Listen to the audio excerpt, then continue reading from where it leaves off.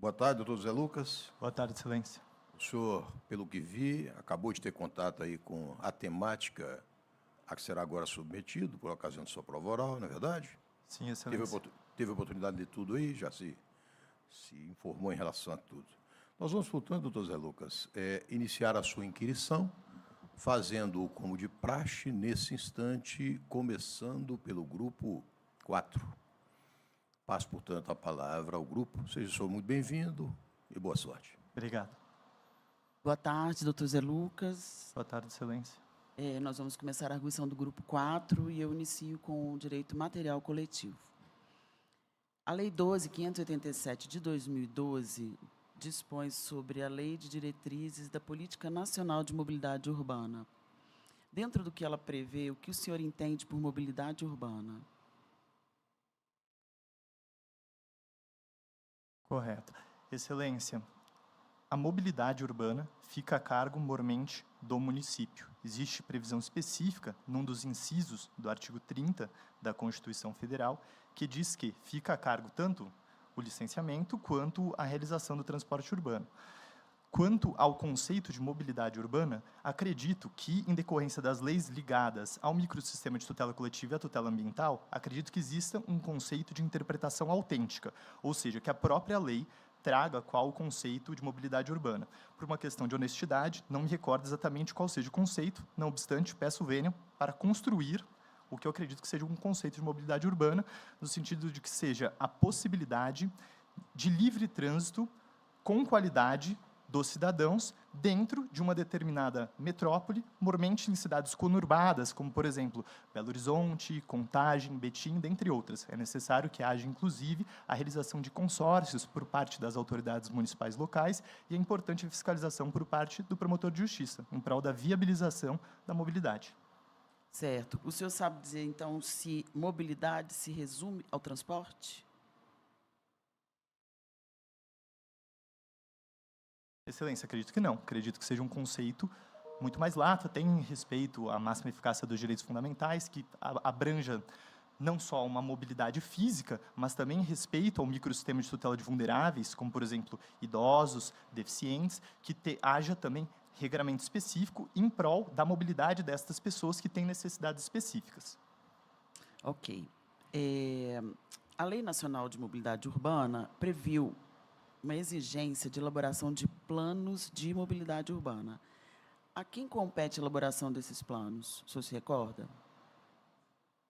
Excelência, é do meu conhecimento, como dito, que a mobilidade urbana fica a cargo, em decorrência da repartição de competências constitucional, a cargo do município. Dessa forma, acredito que o responsável pela mobilidade urbana em âmbito municipal, em âmbito de municípios conurbados, ou que integram a mesma microrregião, que é composta pelo Estado, existe competência do Estado, num dos parágrafos do artigo 25 da Constituição, dizendo que cabe a ele reconhecer, por lei complementar, microrregiões ou regiões que devem prestar conjuntamente esse serviço. Dessa forma, acredito que seja a Secretaria de mobilidade urbana ou também de urbanismo.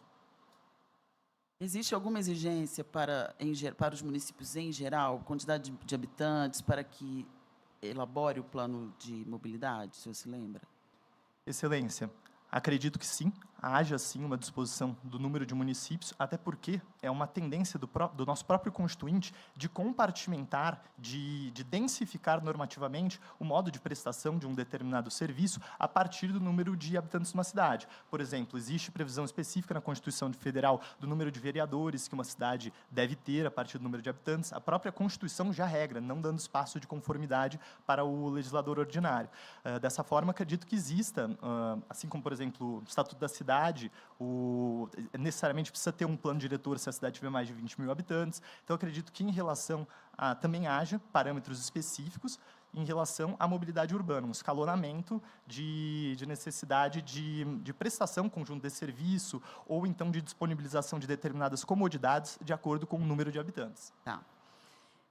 A Lei 14.748 de 2023... ela estendeu o prazo legal para os municípios estruturarem o plano de mobilidade urbana até 12/4/2024, ou seja, esse prazo expirou semana passada. O senhor chega na comarca, numa cidade com mais de 250 mil habitantes, numa promotoria específica que atua nessa área, e observa que o município não elaborou o plano de mobilidade urbana. Qual medida ou quais medidas o senhor entende cabível para serem adotadas?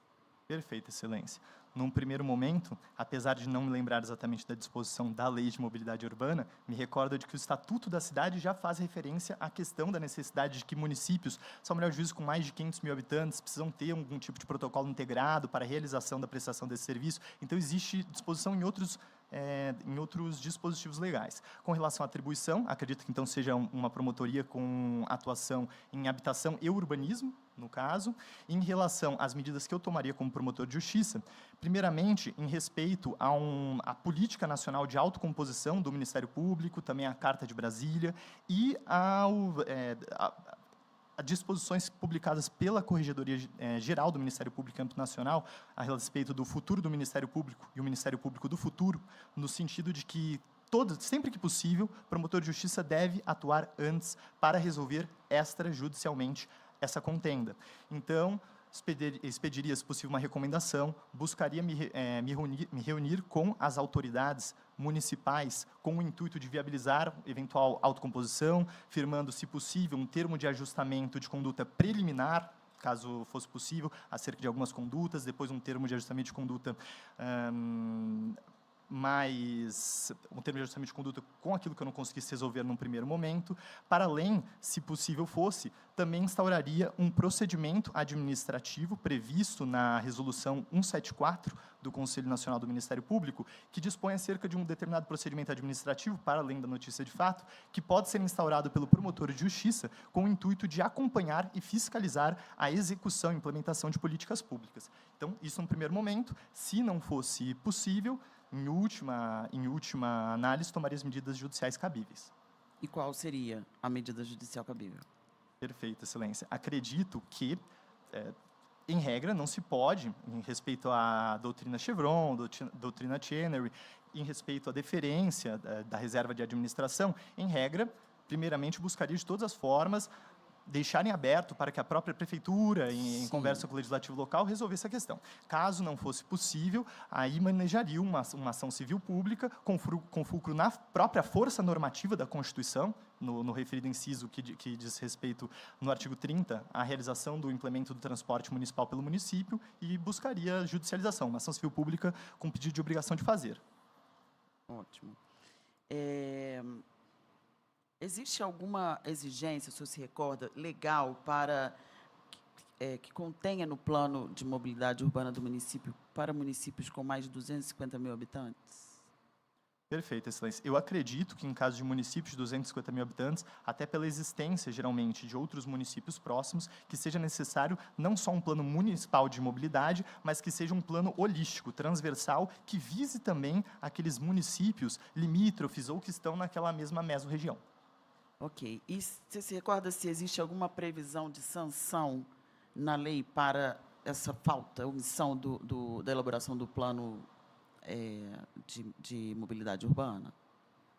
Excelência, não me lembro, não me recordo exatamente de quais sejam as sanções, mas consigo dessumir do microsistema de tutela coletiva, tendo em vista que a redação dessas leis muitas vezes são muito similares. Então, acredito que eventual suspensão da realização do serviço, que está sendo feito regularmente, sem realização de licitação, acredito que a aplicação de multa em desfavor do gestor municipal, que ocupa um cargo de agente político e não está cumprindo com o seu dever, como, por exemplo, em desfavor do prefeito municipal, ou mesmo do presidente da Câmara de Vereadores, dentre outras medidas. Tá ok. Agora, mudando de tema, na contratação do poder público, pelo poder público, existem situações que dispensam a licitação? Sim, Excelência, existem hipóteses que dispensam a licitação, previstas especificamente na Lei 14.133 e, anteriormente, na Lei do RDC, na Lei 8.666, dentre outras. As hipóteses de dispensa de licitação Pode me dar 3 exemplos, eu já exemplos? fico satisfeita. Perfeito, excelência. Eu me recordo da Serpro, que é uma autarquia federal que é especializada na prestação de dados, e como são dados sigilosos, o governo federal mormente contrata ela. Então, nessa hipótese em que são dados que não podem vazar para terceiros e que são dados de interesse ser mantidos pelo próprio Estado, nesse caso, pode haver dispensa de licitação. Então, dados sigilosos que não podem ser repassado para terceiros. Me recordo, por exemplo, o fardamento do Exército, o fardamento da Polícia, pode haver dispensa de licitação nesse caso, pode haver dispensa de licitação em caso de calamidade pública, dentre outros casos.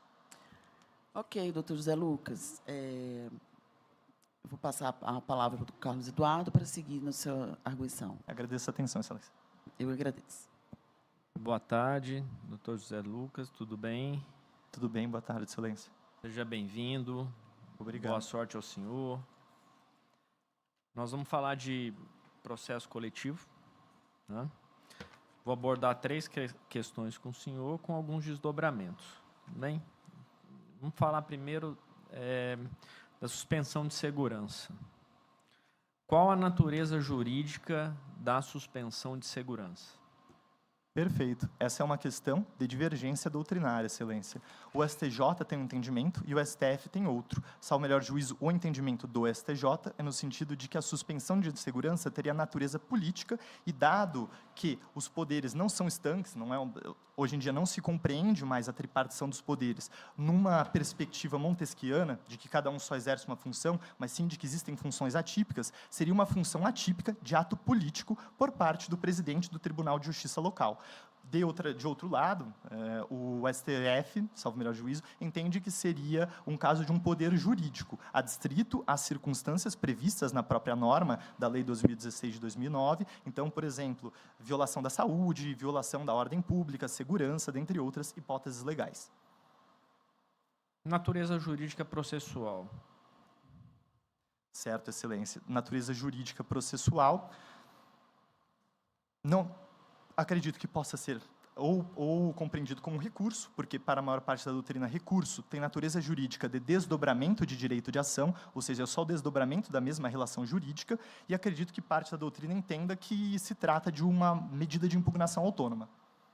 E para o senhor? Excelência, eu acredito que seja um recurso, uma vez que ele guarda a referibilidade com uma ação que está tramitando em primeira instância. Existe diferença entre suspensão de segurança e o recurso contra uma decisão liminar?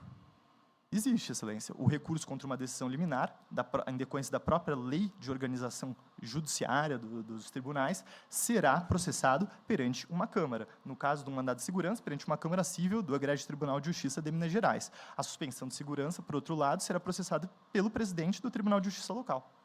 O Ministério Público tem legitimidade para recolher da suspensão de segurança? Sim, existe previsão expressa na Lei 2016, num dos seus artigos, de que o Ministério Público será ouvido, e, inclusive, se for o Ministério Público, por exemplo, impetrando um mandado de segurança coletivo, é justamente ele que deve recorrer.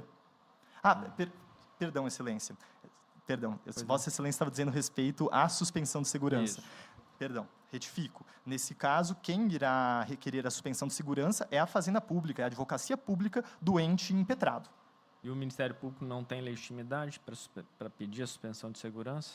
Excelência, não há previsão expressa na lei, todavia consigo inferir que sim, o Ministério Público tem legitimidade, isso porque o Ministério Público faz, às vezes, do ombudsman, também chamado defensor del pueblo, procurador dos direitos fundamentais. Por conseguinte, se aquele mandado de segurança tivesse sido concedido em detrimento da coletividade, nada obsta que o Ministério Público, no exercício do seu mistério constitucional, busque a suspensão de segurança. Ok, vamos para uma segunda questão, doutor José Lucas.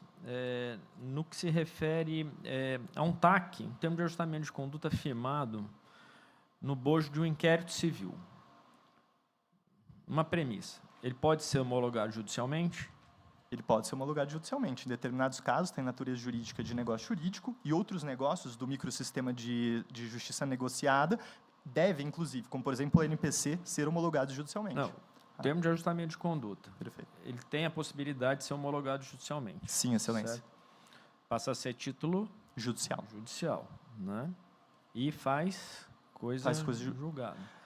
Nesse caso, como procedeu o arquivamento do inquérito civil? Perfeito, Excelência. Nesse caso, ao meu ver, é uma primeira coisa que os conceitos de atribuição e competência não se confundem. Competência jurisdicional, atribuição ministerial. Ao meu ver, não existe confusão, dada a própria natureza jurídica diferenciada dos institutos. O Conselho Superior do Ministério Público deve homologar ao mesmo tempo em que a autoridade jurisdicional irá fazer as vezes na atividade judicante. Não existe confusão entre uma atividade e outra. Tem duplo controle? No caso do ANPC, por exemplo, estava pensando... Não. TAC. TAC, certo. Excelência, nesse caso, tendo em vista que o nosso país adota o sistema de jurisdição inglês, decorrente do artigo 5º, inciso 35 da Constituição Federal, no sentido de que nenhuma ameaça, nenhuma lesão de direito será afastada do Poder Judiciário, acredito que a última palavra seja dada pelo Poder Judiciário. Então, mesmo que, com devida vênia ao Conselho Superior, ele não homologue, acredito que irá prevalecer aquela solução final dada pelo Judiciário. Tá, mas vamos voltar um pouquinho aqui, doutor Zé Lucas, para entender a sua posição. Veja bem, é um caso concreto, o senhor promotor de justiça fez um TAC e decidiu homologar judicialmente. Para homologar judicialmente, o senhor remete o inquérito civil com o TAC ao Poder Judiciário. Perfeito. O senhor disse na resposta anterior que, concomitantemente, remeteria ao Conselho Superior para arquivamento, né? Então, a pergunta é essa. Assim, há necessidade dessa homologação? Certo. Obrigado, Excelência, pela aclaração. Nesse caso, não há necessidade. Então, o artigo da lei, no artigo 9º, parágrafo 1º da Lei de Ação Civil Pública, ela traz expressamente que o inquérito civil deve ser arquivado e remetido para o Conselho Superior em 3 dias, até sob pena de falta grave. No caso específico, não se tem esse controle interno do Ministério Público? É o Poder Judiciário que fará o controle? Perfeito, Excelência. Nesse caso, agradeço a aclaração. Sim, é necessário que seja feita a homologação do arquivamento. A questão é que acredito que será disjuntivo. Por quê? Geralmente, quando ocorre a homologação de um TAC extrajudicial, naturalmente o promotor de justiça necessitará reenviar para homologação por parte do Conselho Superior o TAC e o arquivamento do inquérito. Nesse caso, haverá uma disjunção. O TAC será homologado judicialmente e o arquivamento do inquérito ficará a cargo do Conselho Superior do Ministério Público, não podendo ele, não obstante, revisar o termo de ajustamento de conduta firmado em juízo. Até porque, se bem me recorda, Excelência, existe posicionamento doutrinário bastante respeitável de Hugo Nigro Mazzilli, no sentido de que o termo de ajustamento de conduta é sempre um piso mínimo de direitos. Ele é um piso mínimo. Nada obsta que esse mesmo promotor firme um novo TAC mais abrangente posteriormente. Então, por conseguinte, mesmo que o Conselho Superior considere inadequado aquele TAC, nada obsta que, não arquivando o inquérito, seja remetido o inquérito civil para um novo substituto legal, que atuará como longa-manos do Conselho Superior do Ministério Público, e esse novo promotor de justiça ou pleiteie em juízo aquilo que não foi firmado no TAC, ou... Só para esclarecer aqui, ficar bem claro, o senhor entende, então, que homologados judicialmente também teria que ter o controle judicial ou não é necessário? Controle judicial? O controle do Conselho Superior. Excelência, acredito que, como pela regra citada por Vossa Excelência, sob pena de falta grave, se eu fosse promotor de justiça atuante no caso concreto, remeteria e buscaria seguir o procedimento legal. Esse duplo controle. Esse duplo controle. Não correria o risco de ter uma divergência? Imagina o TAC homologado e o Conselho Superior não homologa o arquivamento. Nesse caso, Excelência, eu acredito que não haja nenhuma inviabilidade, porque o termo de ajustamento de conduta firmado judicialmente servirá como um piso mínimo de direitos. Nada obsta que o novo promotor de justiça atuante, no caso, requeira aquilo que ele entenda de direito, que falta, aquela parcela que não foi contemplada no TAC, ou então que ele firme um novo termo de ajustamento de conduta mais protetivo do que o anterior. Tá, tudo bem. Vamos lá, então. Doutor Zé Lucas, uma última questão aqui, para a gente encerrar. Sou promotor de justiça, comarca, foi para a comarca. Na análise do inquérito civil, o senhor verifica que uma associação ambiental de proteção ao meio ambiente, constituída há mais de um ano, firmou um termo de ajustamento de conduta com uma empresa poluidora. Perfeito. Que contém a reparação integral daquele bem lesado. Tudo ok com com um acordo firmado, com um termo de ajustamento de conduta. A empresa junta o inquérito, junta o TAC no inquérito civil e pede o seu arquivamento. Como promotor de justiça, como proceder? Perfeito, excelência. Nesse caso, se o TAC contemplou minimamente a associação de forma até importante, uma importante atuação da associação, se ela conseguiu que já seja reparado o dano integral, mas se eu, como promotor de justiça, acredito que aquele TAC não é suficiente, não tem nenhuma ingerência na minha função, porque o promotor de justiça gosta de dependência funcional. Não, o senhor entendeu que teve a reparação integral. Entendi que teve a reparação integral e não entendo que está faltando nenhuma outra. Nenhuma outra. Perfeito. Nesse caso, arquivo o inquérito civil, tendo em vista que nos microsistemas de tutela coletiva há uma legitimidade por substituição processual extraordinária e também disjuntiva, se aquele outro legitimado coletivo contemplou a contento as necessidades da coletividade, arquivo o inquérito civil. Então, o senhor entende que a associação pode firmar termo de ajustamento de conduta? Se for em âmbito judicial, sim. Se for em âmbito extrajudicial, não. Não. Em âmbito, eu falei dentro do inquérito civil. A pergunta inicial é assim, dentro de um inquérito civil, o senhor se deparou com essa informação. Perfeito, agradeço a aclaração, excelência. Nesse caso, não pode. Existe um simples precedente isolado no Supremo Tribunal Federal, de relatoria do ministro Ricardo Lewandowski, já aposentado, em que uma associação civil firmou um TAC judicial. Nesse caso, ele considerou válido. E no âmbito extrajudicial, não pode, de forma alguma. Então, eu, como promotor de justiça, não referendaria esse TAC e ele passaria a ser termo extrajudicial a partir do momento em que o Ministério Público referenda, ou então ele não é válido, ele não é um TAC. Não é um TAC. Não é um TAC. Então, o senhor não arquivaria o inquérito. Se após o referendo por parte do Ministério Público, sim, senão não. Entendendo que ele não é um TAC, a empresa não aceita fazer um termo de ajustamento de conduta com MP. Como que o senhor procederia? Perfeito. Eu buscaria em prol, sempre, numa visão resolutiva, eu buscaria a empresa com o intuito de que o Ministério Público firmasse TAC, porque aí sim seria um termo extrajudicial consoante artigo 5º, parágrafo 6º da Lei de Ação Civil Pública. Firmado pela associação em âmbito extrajudicial, não tem validade jurídica, a não ser, na realidade, tem validade jurídica pode ser considerado um título executivo extrajudicial se estiver assinado por 2 testemunhas. Não tem. Voltando assim, só para a gente encerrar. O senhor, bem, chegou lá, entendeu que o TAC, a associação não poderia assinar esse TAC. O senhor tem um inquérito e essa alegação. A empresa não aceitou assinar um outro TAC com o senhor. Como tutelar esses direitos? Perfeito, excelência. Num primeiro momento, perdão pela repetição, excelência, no primeiro momento eu buscaria justiça negociada, com o intuito de firmar TAC. Caso não fosse viável, ação civil pública, acumulado com a obrigação de fazer, acumulado com todas as tutelas necessárias, em decorrência da súmula 629 do STJ, que diz... E algum pedido em relação ao TAC nessa ação civil pública?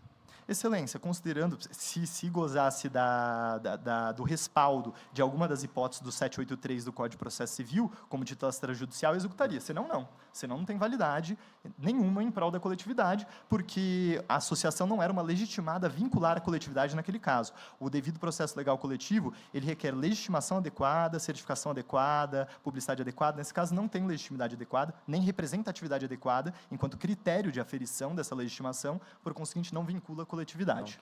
Obrigado, doutor Zé Lucas. Boa sorte. Obrigado, eu passo a palavra ao grupo 1. Obrigada, doutor Carlos. Boa tarde, doutor José Lucas. Boa tarde, excelência.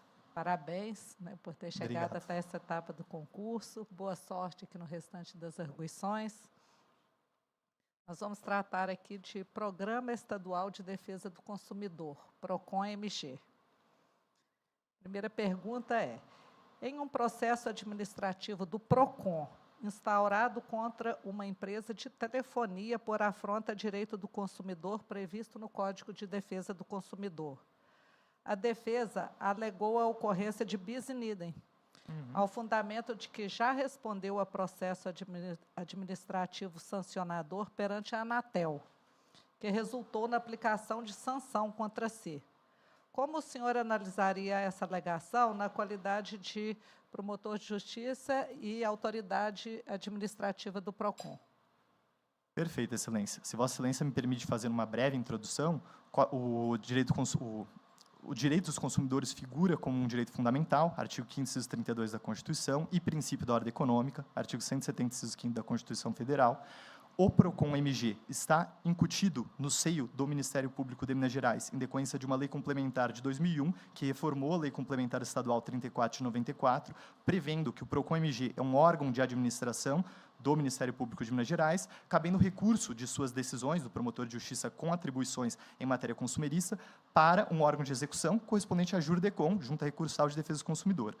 Em relação às resoluções, o PROCON-MG era regido originalmente pela Resolução 1 de 2019 e atualmente regido pela 57 de 2022. Por fim, gostaria de complementar que a constitucionalidade da inclusão do PROCON no seio do MPMG já foi questionado perante o órgão especial do Egresso Tribunal de Justiça de Minas Gerais, ocasião em que, em sede de ADI, foi julgado improcedente essa ADI e, dado o caráter ambivalente das ações de controle concentrado de constitucionalidade, foi considerado constitucional a inclusão porque está dentro das matérias afetas à atribuição ministerial.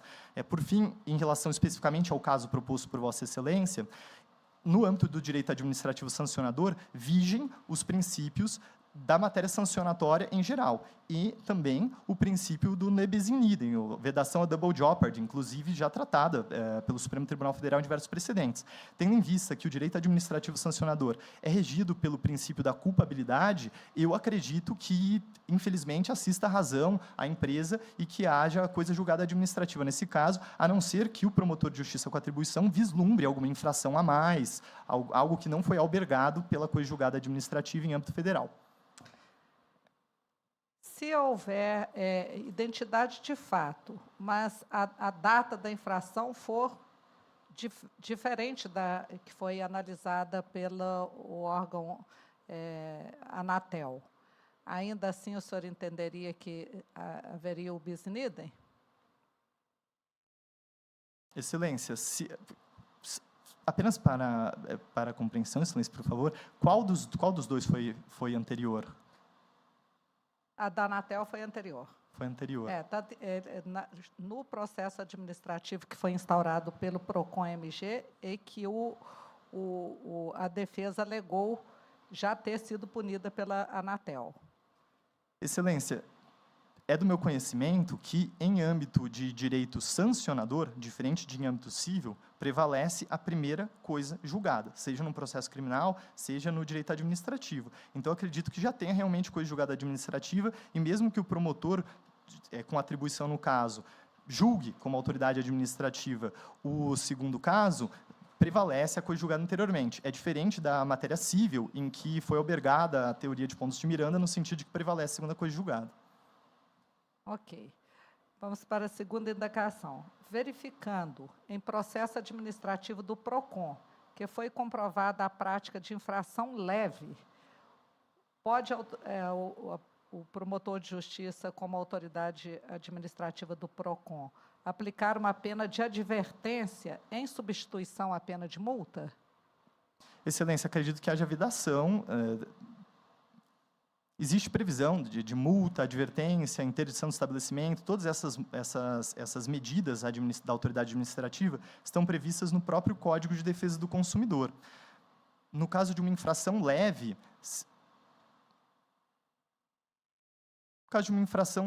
se não for uma empresa reincidente, eu acredito que a advertência, a admoestação, possa ser suficiente, Excelência. No caso de reincidência, a aplicação de multa seria obrigatória. Vamos, então, para a terceira indagação. No exercício das funções em uma promotoria de justiça única de determinada comarca, o senhor recebe uma representação dando conta de que um supermercado não atenderia, na comercialização dos alimentos, aos padrões de higiene mínimos exigidos pelas normas de vigilância sanitária, havendo, inclusive, alimentos com prazo de validade expirado. Quais providências o senhor tomaria na condição de autoridade administrativa do PROCON? Perfeito, Excelência. Nesse caso, primeiramente, lavraria um auto de infração, porque na seara consumerista, o MPMG, fazendo as vezes do PROCON-MG, atua como autoridade administrativa. Também, nesse próprio auto de infração, imporia uma penalidade de multa, dentro dos parâmetros legais, também imporia uma advertência em cumulação com a multa e, caso fosse considerado uma infração grave dentro dos ditames consumeristas, acredito que possa, eventualmente, evoluir para uma interdição do estabelecimento, suspensão das atividades. Todas essas sanções estão previstas no Código de Defesa do Consumidor.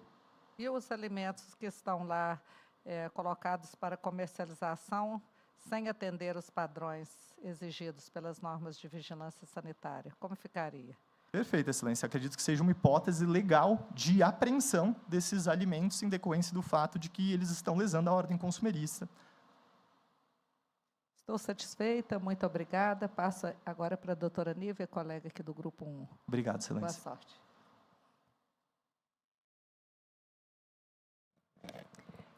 Boa tarde, Boa tarde, Excelência. doutor José Lucas, né? Seja bem-vindo ao Ministério Público de Minas. Desejo que o senhor continue com tranquilidade, respondendo as perguntas e expondo os conhecimentos, né, que o trouxeram até aqui, afinal de contas. No meu caso, me coube o questionar sobre direitos e garantias individuais. Então, tem primeira questão um pouco mais de cunho mais prático e a segunda, talvez, um pouco mais teórico. Então, vamos lá. Considerando o espectro de proteção aos direitos humanos, bem como a normatização em vigor que orienta a atuação do Ministério Público, em especial pelo CNMP, neste caso, qual seria a extensão do conceito de vítima? Perfeito, Excelência. A matéria em relação às vítimas, ela está cada vez mais em voga em decorrência do reconhecimento das chamadas obrigações processuais positivas por parte da Corte Interamericana de Direitos Humanos. Isso porque o Brasil, mormente, é um país no qual vige um garantismo à brasileira. Ele acaba garantindo em exagero os direitos do acusado, garantismo hiperbólico monocular, e esquece da vítima, da importância da vitimologia e do resguardo da vítima, trazendo ela para a centralidade do debate, o que está cada vez mais em voga através de determinadas reformas legislativas e também decorrência de muitas condenações que o Brasil tem na Corte Interamericana de Direitos Humanos por violar direitos das vítimas e não do acusado. No caso, o conceito de vítima, nessa resolução, a 243 de 2021, pelo que me recordo, pode ser qualquer pessoa que sofreu algum tipo de violência física, psicológica ou sexual, e também patrimonial, moral, em decorrência dos outros conceitos de violação, e que, em decorrência disso, tem um trauma, tanto físico quanto psicológico, e precisa de amparo, tanto da comunidade quanto das entidades estatais. Casos de calamidade pública, desastre, violação a direitos humanos. Eu agradeço a aclaração, Excelência. Também existe previsão nesse sentido. Por exemplo, vítimas de desastres naturais, vítimas de desastres decorrentes da ação humana, como, por exemplo, o estouro de uma barragem. Todas essas são vítimas. E o senhor podia me dizer mais, assim, uma das classificações, outras, mais uma ou duas? Obrigado, Excelência. Eu me recordei agora também de que a Resolução 243 diz que existe uma prioridade para vítimas de atos infracionais, vítimas de processos criminais, de infrações violentas. Existe previsão nesse sentido na referida resolução. Em relação me recordo agora, existe a vítima direta, aquela que é objeto direto da infração. As vítimas indiretas são os familiares que sofrem com o chamado dano por ricochete, tratado também no âmbito da responsabilidade civil. São as que me recordo no momento, Excelência. Bom, vamos, então, pensar num caso concreto de uma criança, um menino de 4 anos, que tenha sido cuja mãe foi vítima de feminicídio, ato, então, conduta praticada pelo pai da criança, então, esposo, né, da vítima, que está preso e, logo ocorrer o crime, ele passou a conviver com os familiares, com os avós maternos, que ajuizaram a ação de destituição do poder familiar, com fundamento no Código Civil, mas, em determinado momento, eles procuraram o Ministério Público porque eles estavam vislumbrando uma conduta por parte de familiares do autor do fato que seria negativa ao desenvolvimento da criança, porque ela estaria importunando a criança, às vezes, mesmo acompanhada de um adulto, mas uma busca assim, um pouco importunadora mesmo, assim, de uma aproximação que ainda não existia. Considerando aí os direitos, né, tanto da criança quanto também dos convivência familiar, etc., o que o senhor responderia a um pedido dessa família de que fosse ajuizada uma medida protetiva, com base, inclusive, no que dispõe a Lei 11.340, no sentido de que fosse garantida à criança e aos familiares a não aproximação desses familiares paternos? Como que o senhor vê essa situação? Obrigado, Excelência. Veja a situação da seguinte forma. Primeiramente, a criança, vítima indireta, nesse caso, do feminicídio. No caso, estamos falando de microsistema de tutela de vulneráveis, existe um diálogo de fontes, já reconhecido por parte da doutrina mais avançada, vanguardista na temática, então existe um diálogo de fontes.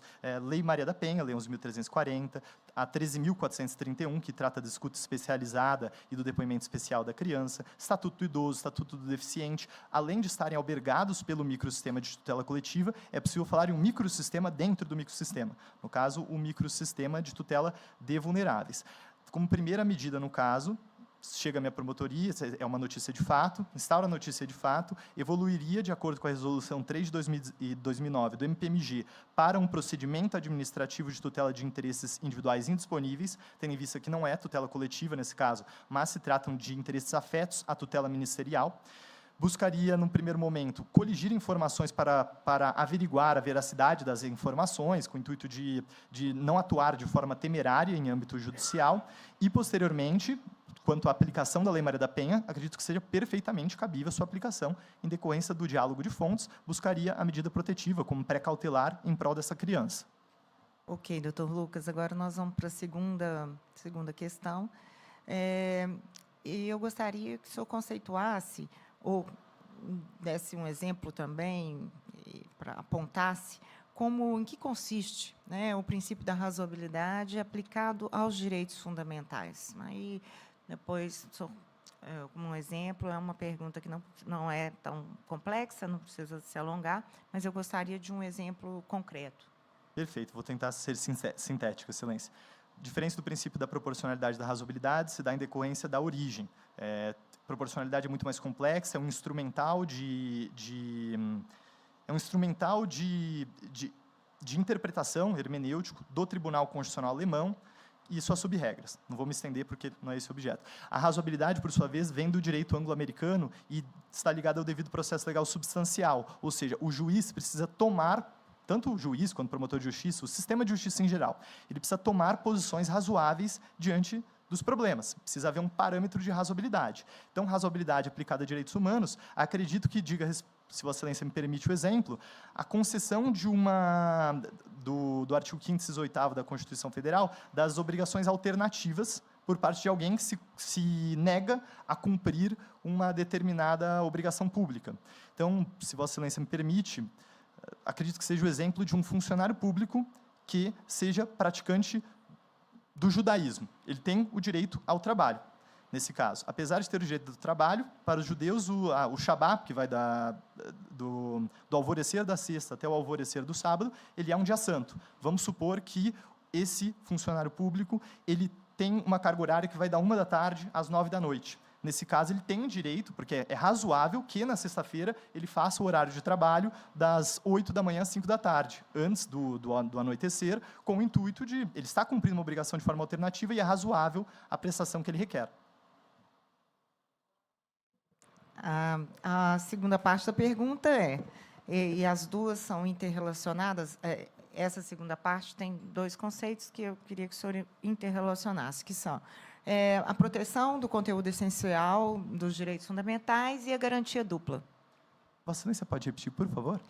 Em que consiste a proteção do conteúdo essencial dos direitos fundamentais e relacionando em seguida esse conceito ao conceito de garantia dupla? Perfeito, Excelência. Acredito que a garantia do conteúdo dos direitos fundamentais diga respeito às teorias interna e externa dos direitos fundamentais. Teoria dos limites imanentes, que seria a teoria interna, principalmente, e a teoria dos limites, que é a teoria externa. Por qualquer uma das duas, de acordo com a doutrina especializada no assunto, é necessário que se resguarde o núcleo íntimo, o núcleo duro, uma garantia mínima de implementação daquele direito, que, se houvesse a sua violação, ela descaracterizaria esse direito. E, para isso, existem os dois instrumentais, que eu acredito que seja a dupla garantia, eu não conheço o referido conceito, não me recordo no momento, acredito que seja dupla garantia, porque pode ser garantido por essas duas teorias, ou pela teoria interna dos direitos fundamentais, ou pela teoria externa dos direitos fundamentais.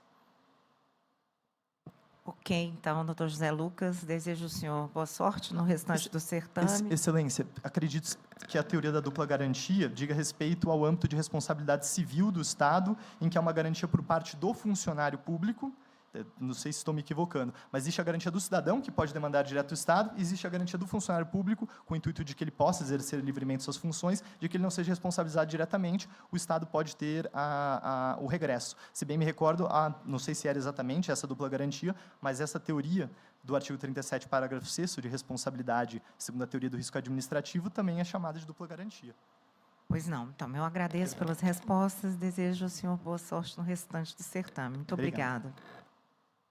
José Lucas, renovo meus cumprimentos. Vamos Obrigado, Excelência. finalizar o ponto 1, tratando de direito tributário e direito eleitoral. Tá? Direito tributário, sorteado ponto em relação à prescrição e decadência. Farei uma pergunta de cada matéria. Com o objetivo de incrementar a arrecadação, lei estadual pode alargar ou aumentar o prazo de prescrição dos seus créditos tributários?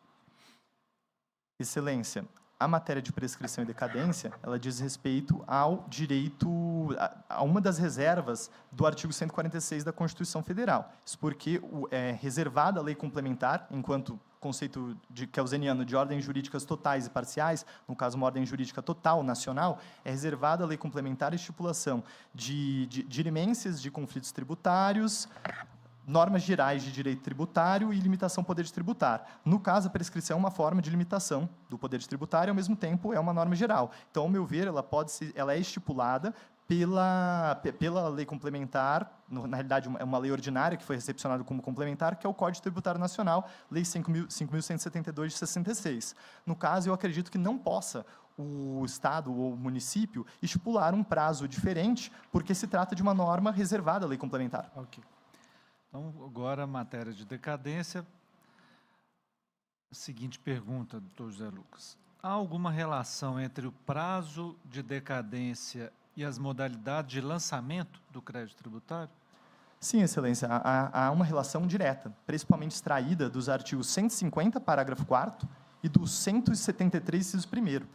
Existe, inclusive, súmula do STJ a respeito do tema. O Estado tem um prazo de 5 anos para autuar, realizar o auto de infração. A partir daí, se considera que é interrompido o prazo decadencial, realiza-se o processo administrativo, constitui-se o crédito tributário, apura-se qual é o valor da obrigação, e, a partir daí, o prazo é prescricional, não mais decadencial. O lançamento tem relação no sentido de que, se for um tributo corriqueiro, por exemplo, IPTU, dentre outros, conta o prazo do artigo 173, inciso 1º, qual seja, conta-se a partir do primeiro ano do exercício seguinte, começa a contar do primeiro ano do exercício seguinte, o prazo de 5 anos para a constituição desse crédito tributário. E, no caso de um tributo que é relativo ao lançamento por homologação, por exemplo, ICMS, é um ótimo exemplo, começa a se contar daquele próprio ano, no momento em que o contribuinte deixa de recolher. Tá ótimo. Satisfeito. Vamos agora para a disciplina de direito eleitoral. Imagine que o partido político ajuize uma AIME, a ação de investigação de mandato eletivo, e, em seguida, requer a sua desistência. O Ministério Público pode assumir o feito? Excelência, a resposta é positiva. Artigo 96b da Lei das Eleições. O Ministério Público pode manejar todas as ações eleitorais. Os direitos eleitorais são espécie de direitos humanos e de direitos fundamentais. Por conseguinte, a tutela ministerial, o Ministério Público, como instituição, por excelência, garante direitos fundamentais, ele assume o polo ativo e segue com aquela apuração que é de interesse da coletividade. Segunda pergunta. Na participação do Ministério Público na investigação dos crimes eleitorais, acarreta eventual impedimento para o oferecimento da denúncia? Não, resposta negativa, excelência. Súmula 234 do STJ, o APA. Satisfeito. Tá bem. José Lucas, muito obrigado, parabéns pelas respostas, desejo êxito aí até o final das arguições. Passa ao ponto 2, doutor Wagner Martelito. Obrigado, excelência. Muito obrigado, desembargador Tiago. Doutor José Lucas, boa noite já, né? Boa noite, excelência. Parabéns por chegar até aqui e boa sorte para o senhor, tá bem? Vamos lá. Primeira questão, sobre o crime de tráfico. O senhor se lembra, assim, se não lembrar de cabeça, depois eu vou especificar, sobre alguma exceção à teoria monista, no que se refere ao concurso de pessoas, no âmbito da lei de drogas? Apenas um segundo para reflexão, excelência. Sim, sim, claro. É até uma questão classificatória, então, normal. Excelência, me recordo de que existe um tipo específico. A lei de drogas, ela escalona a responsabilidade. Então, por exemplo, se 2 sujeitos são flagrados numa mesma situação, um traficante e outro não seria usuário, nesse aspecto, assim. certo, O senhor feita pela prefere própria que lei. eu especifique? Prefiro, Tá. prefiro. No caso do artigo 36 da lei de droga, né, financiamento, né, para o tráfico, né, e no caso do artigo 33. Suponha que eu tenho um caso de concurso de agentes e um dos autores ali, ele realiza condutas nucleares do artigo 33 e também o financiamento. Em que crime ele incide? Já a jurisprudência pacificada do STJ a respeito, excelência. Ele incide no 33, decorrência da especialidade, com a majorante do 40 em um dos incisos. Ok, então ele só pratica o crime de tráfico na modalidade nuclear. Isso. Não há concurso de crimes aqui. No caso, o STJ aplica a consunção e é o 33 com a majorante do 40. Tá bem. Que seria a minha próxima pergunta, o senhor já antecipou. Tá bem. Então, vamos seguir. Segunda questão, a respeito da lei de abuso de autoridade, no que se refere a cumprimento de mandado de busca, o senhor se recorda, se não também vou especificar, a lei estabeleceu que tipo de critério, ela estabeleceu um critério objetivo ou deu uma diretriz para efeito de cumprimento de mandado de busca e cometimento de crime em caso de não observância? Excelência, acredito que, pelo teor da indagação, exista um critério de densificação na própria norma de como deve proceder o agente público. Então, o senhor não se lembra se é um critério... Não me recordo. Ok. Então, vou especificar para depois desdobrar. A lei fixa como critério cronológico, né, das 21 às 5 da manhã, o critério cronológico em que, caso seja inobservado, configura o crime. Correto? Correto. A pergunta esse critério, ele poderia ser ampliado para efeito de configuração do crime, sob um argumento, por exemplo, de que às 5 horas da manhã em determinado local ainda é noite, então, que nesse caso, teria que, o sujeito que cumpriu o mandado de busca, por exemplo, às 5h30 da manhã, incidiu nesse tipo penal? Perfeito, compreendi, excelência. Pelo Brasil ser um país de dimensões continentais, existem fusos horários diferentes, acredito que deve existir crítica doutrinária a respeito, no sentido de que, se já fosse manhã, poderia cumprir. Não obstante, pelo que me recordo da jurisprudência do STJ a respeito do tema, existe um horário estanque. Eu ia perguntar para o senhor, na verdade, o contrário, né? Eu estou querendo saber o seguinte, eu poderia, sob o fundamento de que às 5 horas da manhã em determinado local ainda é noite, então, o servidor público cumpriu o mandado às 5h30 da manhã. Eu poderia, sob o fundamento de que ainda era noite e que isso, então, violou a proteção, imputar esse crime? Eu acredito que não pode imputar o crime por falta do dolo específico que permeia toda a lei de abuso de autoridade, que precisa favorecer a si ou favorecer a outro. Vamos lá, não é um problema de dolo, estou perguntando em termos de tipo objetivo. Em termos de tipo... Eu poderia ampliar esse horário para efeito de incriminação? Não poderia, analogia em malam-partem, em detrimento do réu. É isso que eu estava buscando. Perdão, excelência. Ok.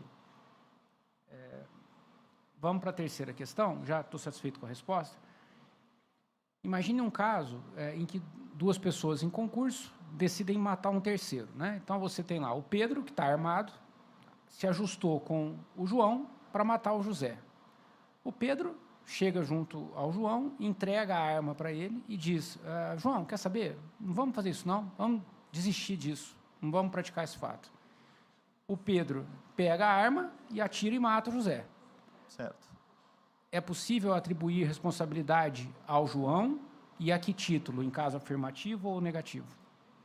Peço vênia, excelência, para tentar dar uma resposta mais completa, mas Claro, vou tentar pois ser não. rápido. Sim. Concurso de pessoas tem requisitos: identidade de infrações, pluralidade de contribuições causais, pluralidade de agentes e liame subjetivo. Essa é a primeira questão. Então, no começo, sim, apesar da desistência. Em relação à desistência da comparticipação, existem duas teorias. Uma teoria no sentido de que é necessário que, de qualquer forma, na participação, esse partícipe consiga evitar o resultado. Existe uma outra teoria elencada pelo professor Juarez Cirino dos Santos, que é menos exigente, que diz que ele precisa tentar seriamente evitar. Então, esse advérbio, seriamente, precisa ser densificado, no caso concreto, mas ele precisa seriamente tentar evitar. Apesar de não ter normativa no Brasil, o artigo 25 do Código Penal Português adota exatamente essas duas teorias.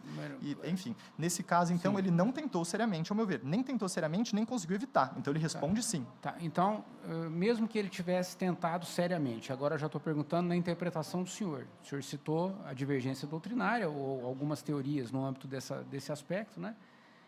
Mas ele entregou a arma e não impediu o resultado. Perfeito. Ele poderia ser isentado de responsabilidade porque ele simplesmente desistiu? Não, porque existiu dolo no momento da contribuição. O princípio da simultaneidade, eu imputaria, só deixaria de imputar se, de fato, ele conseguisse... Impedir o resultado. Ou no caso, eu acho que seria mais adequada a teoria do seriamente, excelência. Que ele seriamente tentasse evitar o resultado. É mais proporcional. Tá bem. Vamos para a quarta questão, a penúltima aqui. Nossa, dessa vez eu nem marquei o meu tempo, mas o senhor está indo bem aqui em termos de domínio do tempo.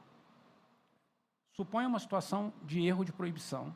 A pergunta é, o agente que se encontra num estado de dúvida, ele reconhece que é uma situação duvidosa, de dúvida sobre a ilicitude.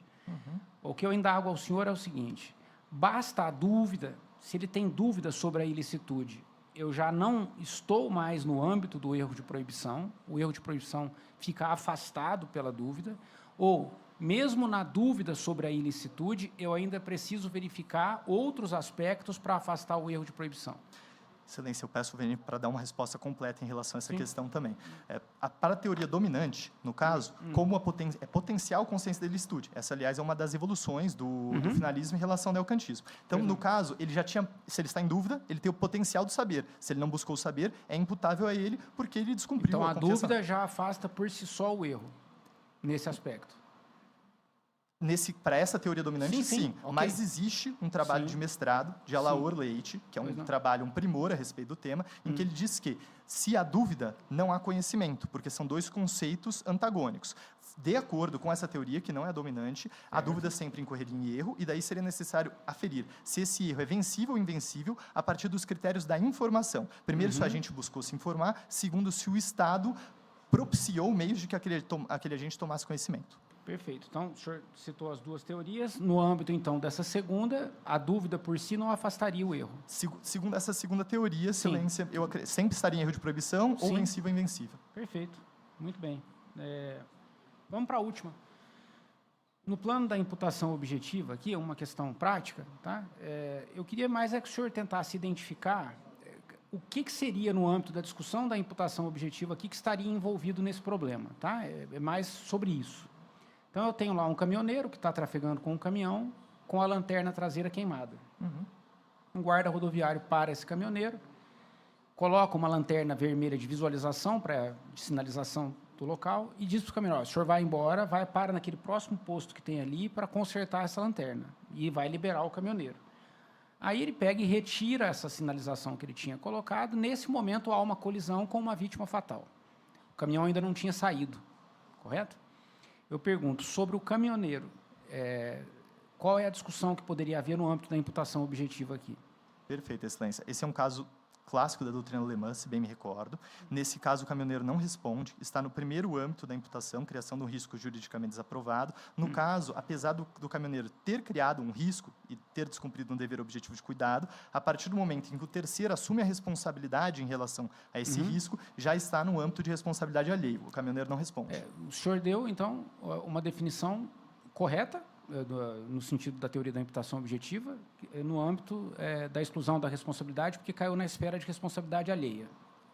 Mas eu pergunto ao senhor, como promotor de justiça, o senhor consideraria imputar esse fato? Porque, do ponto de vista causal, nós não temos dúvida que o caminhoneiro foi causa, do ponto de vista da causalidade empírica, né? Ele estava com a lanterna queimada, parou naquele local, e se ele tivesse uma lanterna, mesmo na hora que ele parou, acesa, o acidente não teria acontecido. Então, eu pergunto, o senhor iria por esse caminho para afastar a responsabilidade, ou o senhor consideraria que é caso de imputação?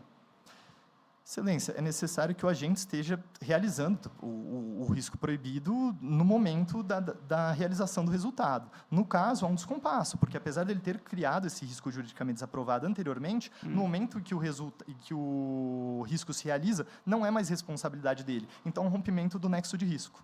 Ok. Muito bem, doutor José. Parabéns pela prova. Vou passar Obrigado, excelência. a palavra ao doutor André Ubaldini. Boa noite. Boa noite, doutor José Lucas. Boa noite, excelência. O senhor me ouve bem? Escuto, sim. Eu vou formular ao senhor algumas perguntas na área do processo penal. Desejo-lhe muito boa sorte.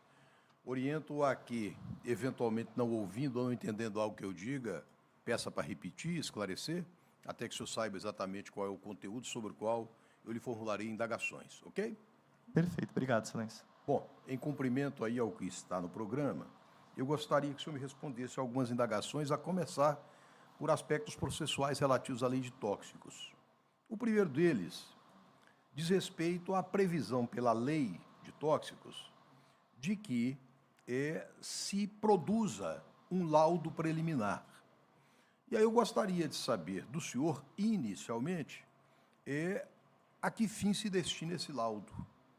Perfeito, excelência. Esse laudo preliminar se presta a comprovar a materialidade do crime de tráfico. Para que haja justa causa, segundo o artigo 395, inciso 3º do Código de Processo Penal, é necessário que haja provas da materialidade e indícios suficientes de autoria. No caso, segundo a jurisprudência precípua do Superior Tribunal de Justiça atual, é o laudo que comprova a materialidade do crime de tráfico, atestando qual é o teor da substância, se ela é uma droga ou não.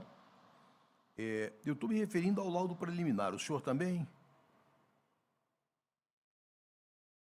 Excelência, acredito que sim. Há o laudo preliminar, depois há um laudo definitivo de constatação do teor da substância. Perfeito. E o que me leva à pergunta seguinte, que é se esse laudo preliminar, ele dispensa, se não, ótimo, se sim, em que casos, a produção do laudo definitivo.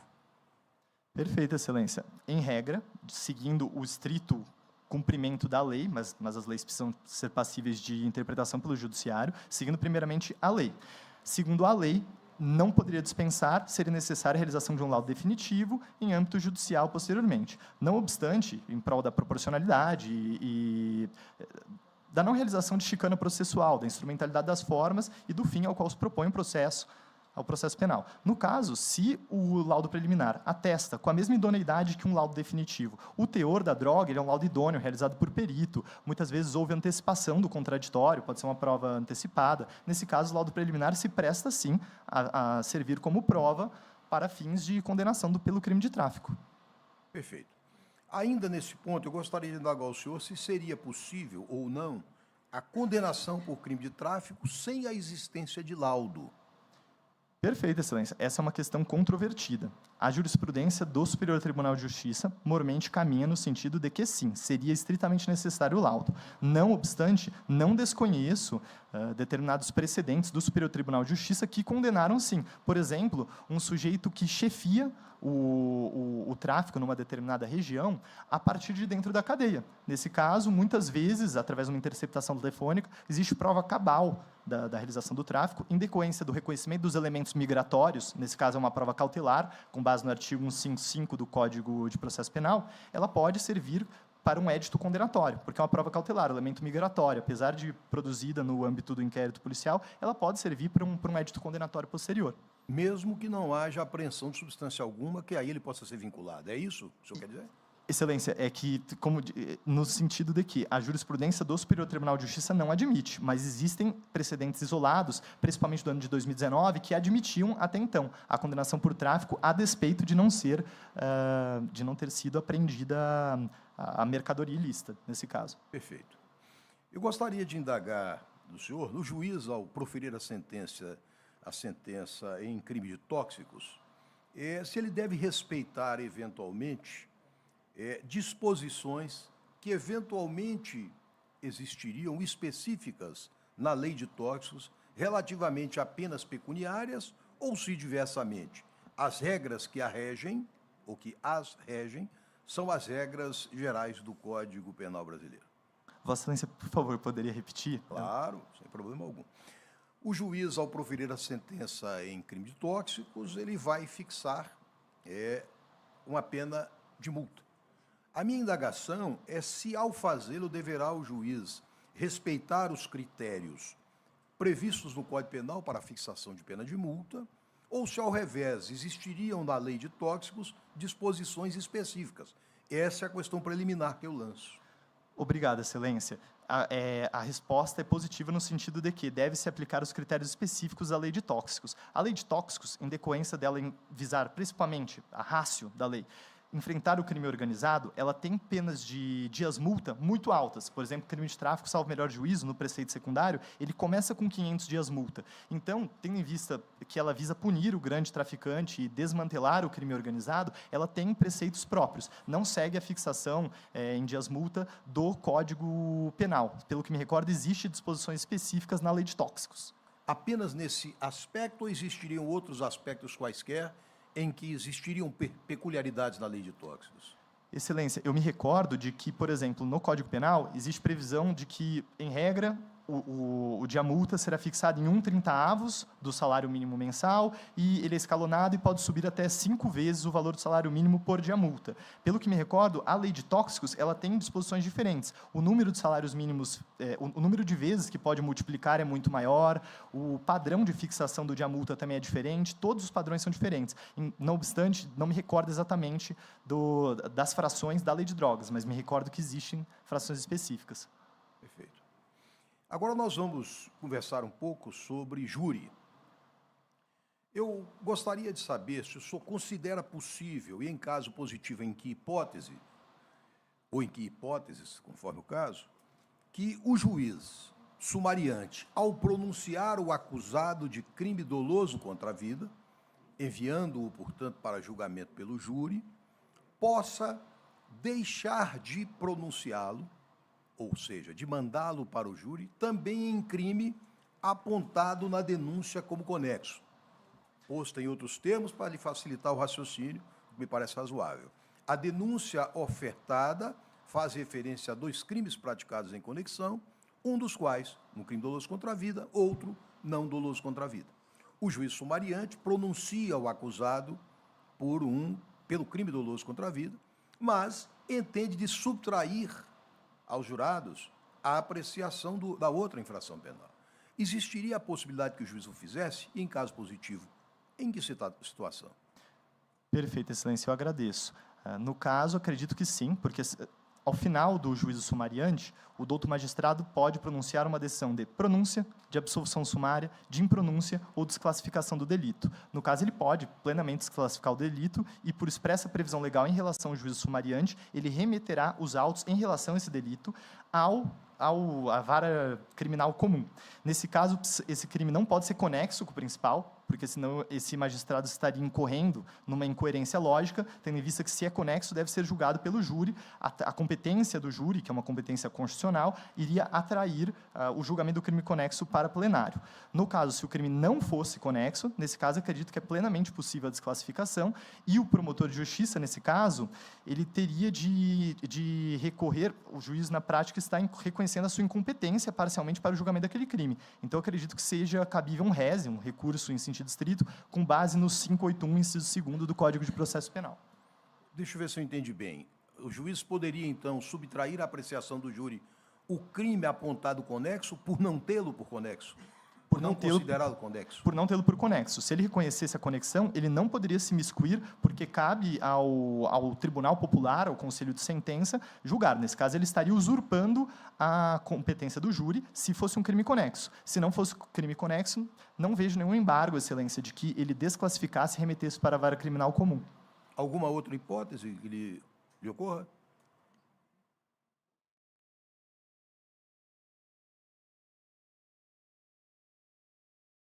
Não me recordo de outra hipótese no momento, Excelência. Perfeito. Ainda em relação ao júri, nós sabemos que a Lei 11.689, atendendo ao reclamo de boa parte da doutrina, promoveu importantes alterações na sistemática do júri. Aliás, alterou profundamente o rito procedimental do júri, e, em especial, no ponto que nos interessa, já que nós não podemos falar sobre júri o tempo inteiro, seria desejável, né? Seria desejável. Infelizmente não. Mas mudou muita coisa no alistamento dos jurados, na função de jurado e também na composição do Conselho de Sentença. Eu gostaria de saber do senhor se o senhor poderia destacar aspectos em que, em relação ao alistamento dos jurados, a função de jurado e a formação do Conselho de Sentença, teriam ocorrido modificações a seu juízo importantes, especialmente importantes positivamente ou negativamente, pouco importa. Vossa Excelência pode repetir só os pontos de... Perfeitamente, perfeitamente. Alistamento de jurados, que é aquela parte em que se fala ali sobre, enfim, quem... Desculpe, se eu disser algo mais, função de jurado e composição do Conselho de Sentença. Perfeito, Excelência. Em relação vou tentar ir por partes. Em relação ao alistamento dos jurados, me recordo de que agora existem patamares específicos de um número de jurados de acordo com o tamanho da cidade, com o seu número de habitantes. Então, por exemplo, cidade de até 80 mil habitantes, 30, 50 jurados, cidades grandes, como, por exemplo, Belo Horizonte, mais 700 jurados. Existe um número específico que visa escalonar a necessidade do número de jurados de acordo com a proporção da cidade, porque o número absoluto de crimes de homicídio será maior conforme o tamanho da cidade, até por uma questão de lógica. Quanto ao alistamento dos jurados, não me recordo se antes da reforma existia a possibilidade de interposição de recurso contra a lista de jurados. Atualmente é possível, tem um prazo de 20 dias, foge ao prazo normal de 5 dias do rese e vai para o presidente do tribunal. Isso está no artigo 581, mas tem relação diretamente com o alistamento dos jurados. Consigo me recordar também de que agora, se o jurado, ele é um agente honorífico, ele foi conclamado a realizar um munus público. Se ele se nega, de forma indevida e imotivada, pode ser fixada uma multa de 1 a 10 salários mínimos em detrimento desse jurado. Qual o segundo ponto, Excelência? Na verdade, o segundo ou o terceiro? O terceiro. Não, porque o senhor falou o segundo, mas... Era o alistamento dos jurados, e quais eram os outros dois? Foi a composição do Conselho de Sentença. Excelência, a composição do Conselho de Sentença, não me recordo se ela era diferente antes da Lei 11.689, mas me recordo de ter lido um artigo doutrinário específico a respeito do tema, acerca da grande reforma por parte do júri, em matéria de júri. Em relação ao Conselho de Sentença, atualmente ele é o Tribunal de Júri é um órgão misto, composto por 25 jurados, pelo juiz togado, artigo 447 do Código de Processo Penal. Desses jurados, para fins de estouro de urna, apesar de ter alguém impedido dentre os jurados, são considerados, aquele que é impedido, ele é considerado para fins de evitar o estouro de urna. São as hipóteses que me recordo no momento, Excelência. Finalmente, doutor, eu gostaria de perguntar ao senhor sobre se o senhor poderia nos informar expressões, exemplos da adoção pelo Código de Processo Penal na atualidade e, eventualmente, até que tenham deixado de ser atuais, porque eventualmente suprimidas, expressões do princípio do favor rei. Isto é, que exemplo o senhor nos pode dar de manifestações ou de institutos existentes no Código de Processo Penal adotados em homenagem ao favor rei, sejam aqueles que continuem eventualmente, seja qualquer um que haja sido suprimido com o passar do tempo? Perfeito, Excelência. Vedação de mutatio libelli em segunda instância, absolvição por falta de prova, num dos incisos do 386, mandamento para júri popular com base no 416, salvo se a única tese for a inimputabilidade. Se não for só a inimputabilidade, se houver outras teses, o réu deve ser mandado a júri popular. A ratio desse inciso do artigo 416 do Código de Processo Penal é que, como o júri não motiva suas decisões, caso o réu seja absolvido no quesito geral do 483, inciso 3º, de clemência, é mais favorável para ele, porque não será fixado uma absolvição imprópria. Ele simplesmente será exculpado e é mais favorável do que a imposição de uma medida de segurança. Outro exemplo do favorei. Outro exemplo, o réu, depois da reforma a qual fez alusão Vossa Excelência, da Lei 11.689, ele não precisa se recolher à prisão para apelar. É um outro exemplo do princípio do favorei consubstanciado no processo. Se o Ministério Público não promove o incidente de sequestro em 60 dias a partir do deferimento da cautelar, também esse sequestro cai, ele decai da sua validade. Também é um princípio favorei. Por quê? Porque ele se presume inocente. Se o Ministério Público não foi diligente e não instaurou o incidente, também, nesse caso, são devolvidos ao réu aqueles determinados bens. Do âmbito recursal, o senhor se recorda de alguma expressão do princípio? Apenas um segundo para reflexão, Excelência. Fique à vontade.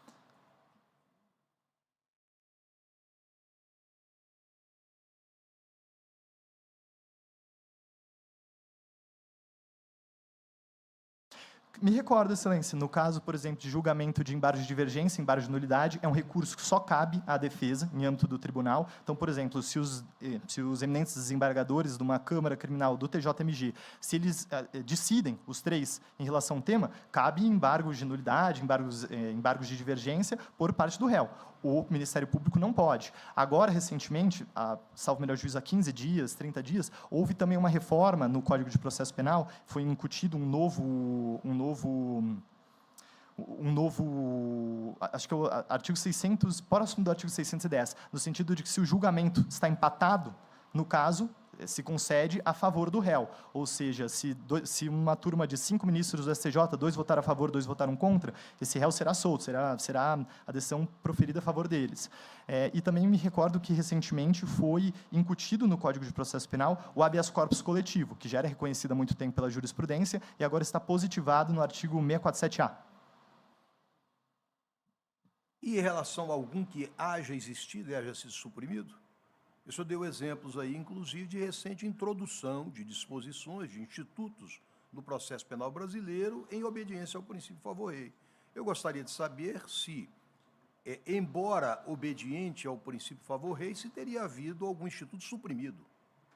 Foi a última pergunta, a última parte da pergunta, e o senhor respondeu tão diversificadamente a primeira parte, pode ter eventualmente se esquecido dessa última.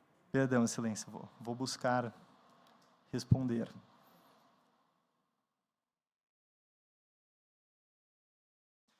Excelência, me lembro de que, não especificamente a favor do réu, mas me lembro de que o libelo acusatório não mais subsiste, deve ser lida a decisão de pronúncia no momento na realidade, não deve ser lida, deve ser entregue aos jurados a decisão de pronúncia. Acredito que tenham sido suprimidas Excelência, Vossa Excelência me permite, responde parcialmente a pergunta. No caso, era cabível recurso em sentido estrito em diversas hipóteses em que hoje em dia foi derrogado tacitamente pelo artigo 197 da Lei de Execuções Penais o cabimento do agravo em execução. Apesar dessas hipóteses estarem previstas como recurso em sentido estrito, não é mais o recurso cabível, mas sim o agravo em execução. Nesse caso, é suprimida, no âmbito do processo de conhecimento, a interposição de recurso em sentido estrito nas hipóteses que antes eram contempladas. Ok, doutor, eu lhe agradeço muito, lhe desejo muito boa sorte no grupo que remanesce. Obrigado, Excelência. De indagação.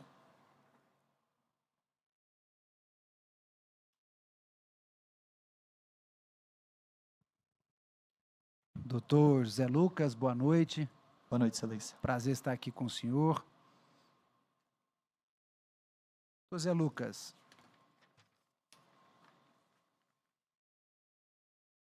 o que diz respeito ao direito civil, eu inicio indagando-lhe se o microempreendedor individual poderá empregar pessoas.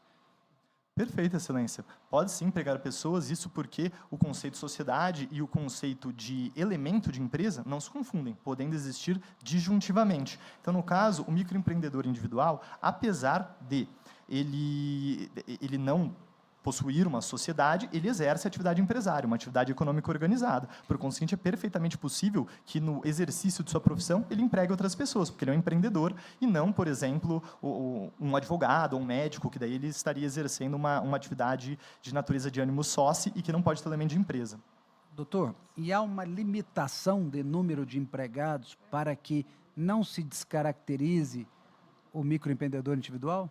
Excelência, acredito que exista sim, na Lei Complementar 123, que trata das microempresas e empresas de pequeno porte, não obstante, não me recordo exatamente de qual seja o número.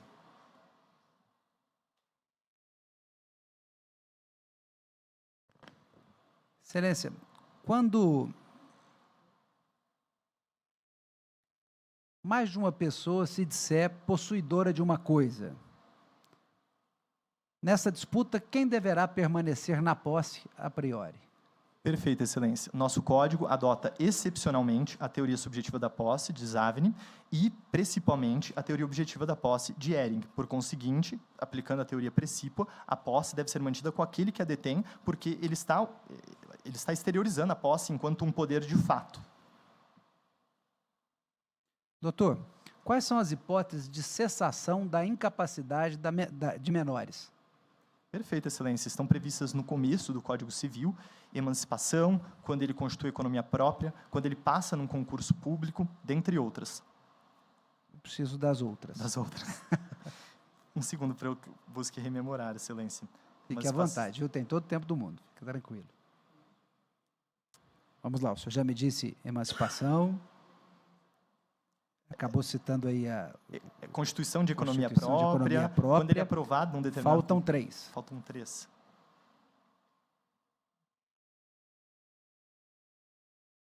Quando ele se casa, no caso do casamento, ele também é emancipado. Emancipado não, ele cessa a incapacidade. São as que me recordam no momento, Excelência. Quer mais um tempinho? Nós estamos tranquilos. O senhor já me disse emancipação, casamento, estabelecimento civil, né? Excelência, não me recordo exatamente, acredito que não, mas se ele for aprovado numa universidade, ingressar em algum curso de ensino superior, acredito. Falta mais uma.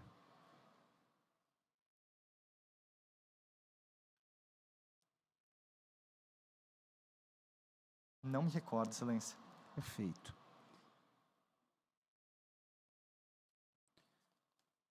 Cita para mim hipótese em que a doação poderá ser considerada nula.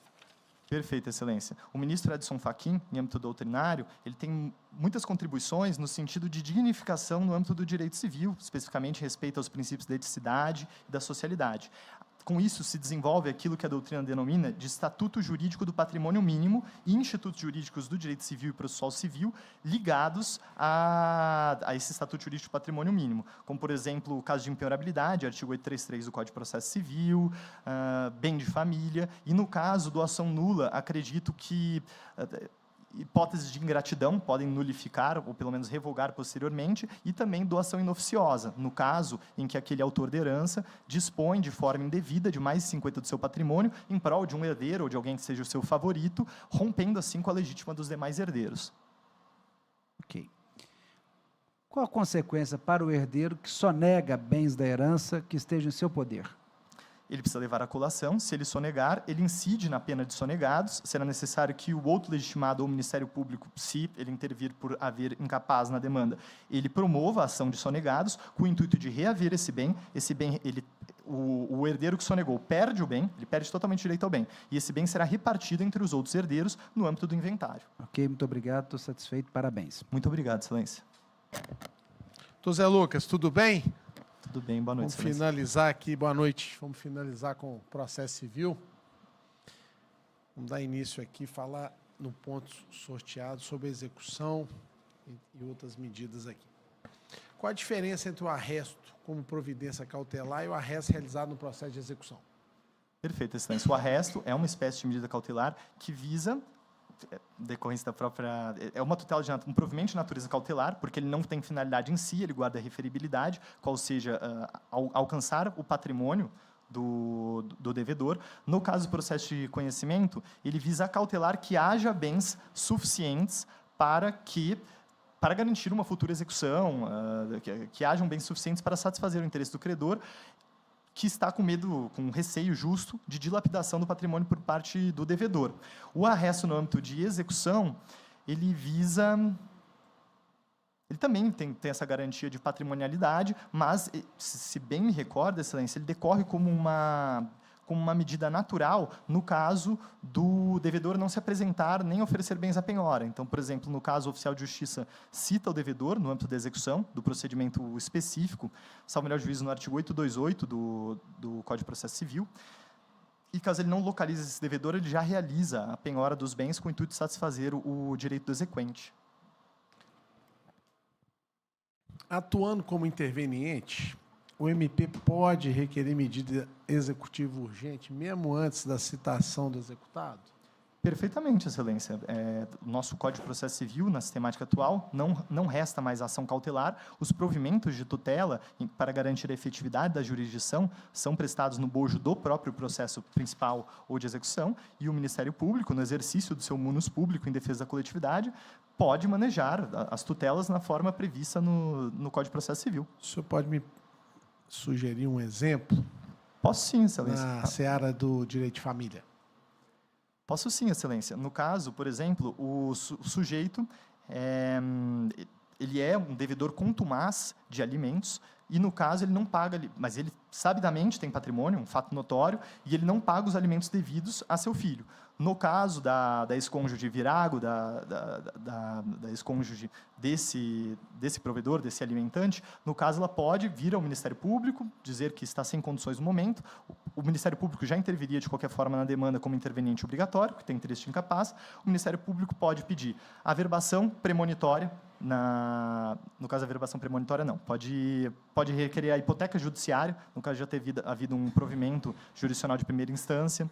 Ele pode pedir antecipação desse provimento, ele pode pedir a fixação de alimentos provisionais, o que, aliás, é uma decorrência natural da Lei 5.478, caso o juiz, no momento em que ele... Nós estamos falando de execução. Execução de alimentos, Excelência. Sim, no seu exemplo aí, você estava prosseguindo com medidas executivas, né? Nós estamos falando de execução de alimentos, Excelência. Isso, Perfeito. E quais serão as medidas? Perdão. O Ministério Público pode pedir penhora online de valores. É uma medida, pode ser... As medidas ou em regime de tutela cautelar, Excelência? As medidas em geral que o Ministério Público pode pleitear ou o que ele pode pedir em caráter antecipado mesmo no bojo de execução? O senhor que está me perguntando ou Estou perguntando. perguntando?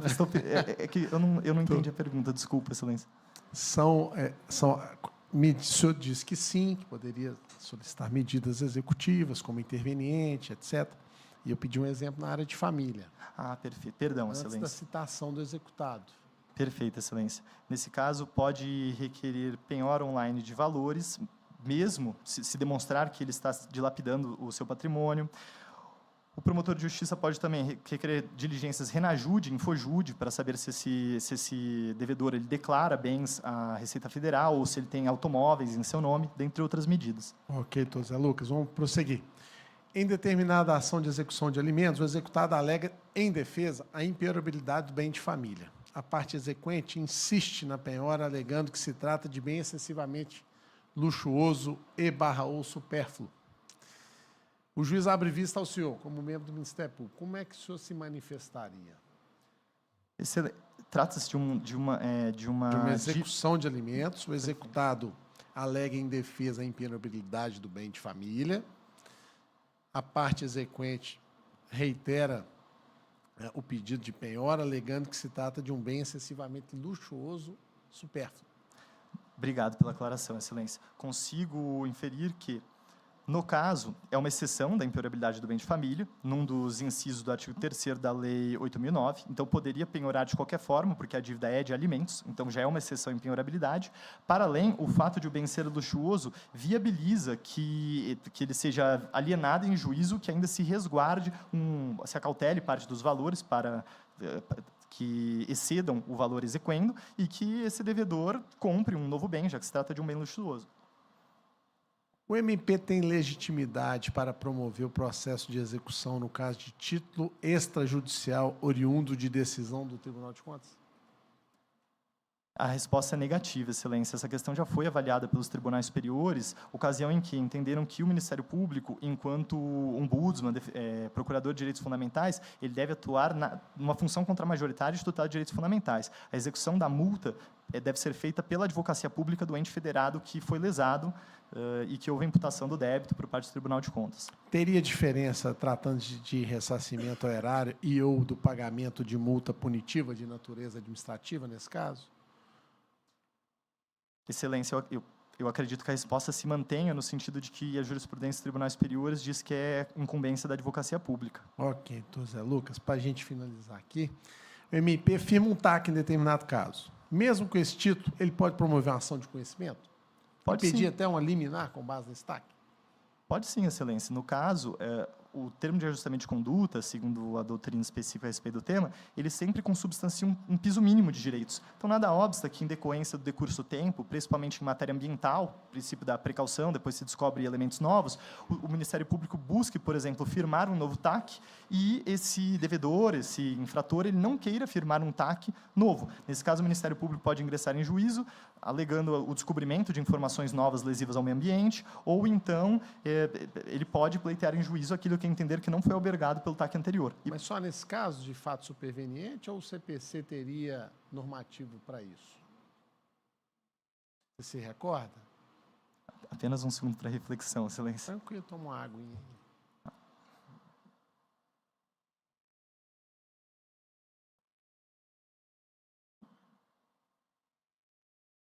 Excelência, acredito que, por exemplo, o Ministério Público pode firmar termo extrajudicial, que tem validade, pode ser executado, por exemplo, em prol de alimentos para o idoso.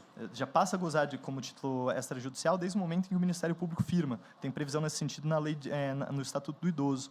Então, nesse caso, acredito que o Ministério Público possa executar e cumulativamente, requerer uma tutela de acautelamento de valores, no caso de inadimplemento de alimentos, em detrimento do idoso. Acredito que Mas a pergunta foi no sentido de que poderia, com base no CPC, ingressar com ação de conhecimento, mesmo tendo um TAC firmado? O CPC resolve isso? Acredito que o CPC resolve, Excelência. Acredito que não haja óbice, existe algum artigo específico que diz que mesmo que exista um termo, um título executivo extrajudicial, se a parte quiser, ela pode ingressar com uma ação de conhecimento. Ok. Eu agradeço muito ao senhor, te desejo uma ótima sorte no Obrigado, certame e transmito aqui derradeiramente nessa noite para a doutora Rosana. Muito obrigado, doutor. Obrigado, Excelência. Obrigada, doutor Jair. Boa noite, doutor José Lucas. Boa noite, Excelência. Vamos finalizar, né?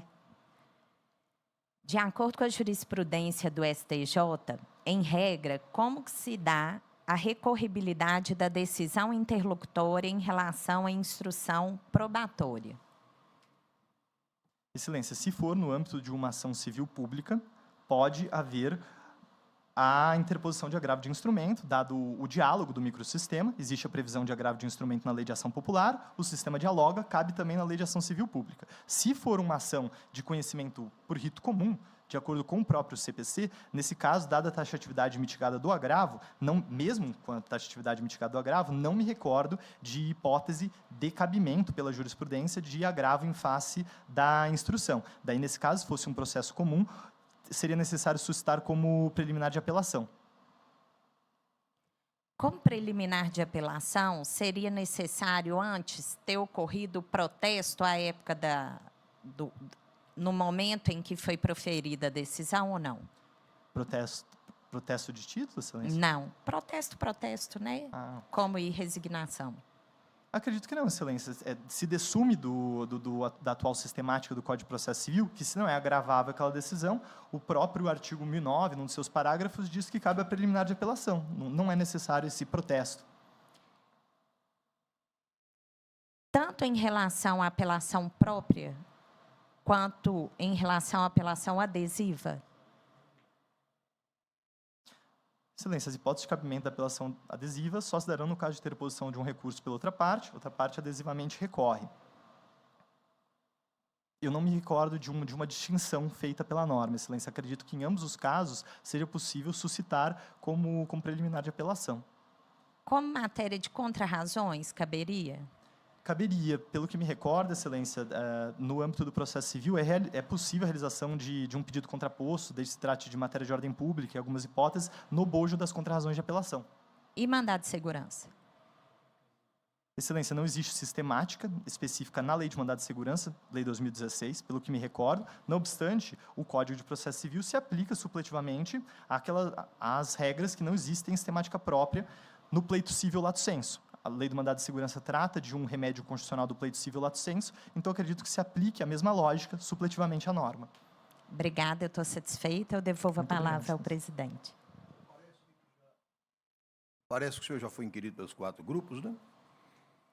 Bom, ao encerrar a sessão, observo aqui, até animado pela presença aqui hoje, na ocasional, de uma grande liderança, né, do Ministério Público do passado e do presente. Eu percebo, aliás, um passado que é sempre presente, né? Eu percebo que o doutor José Lucas Leal é quase o nome do doutor Antônio José Leal, não sei se todos o conheceram, um grande procurador de justiça que entre nós se aposentou. Então, ao me despedir do senhor e lhe desejar boa sorte. Muito obrigado, Quero Excelência. apenas acrescentar que, se o senhor tiver a felicidade de entrar para essa instituição, que o senhor, tal qual o doutor Antônio José Leal, empreste a essa instituição que o seu sobrenome carrega, que é o sentimento de lealdade. Obrigado, Excelência. Boa sorte.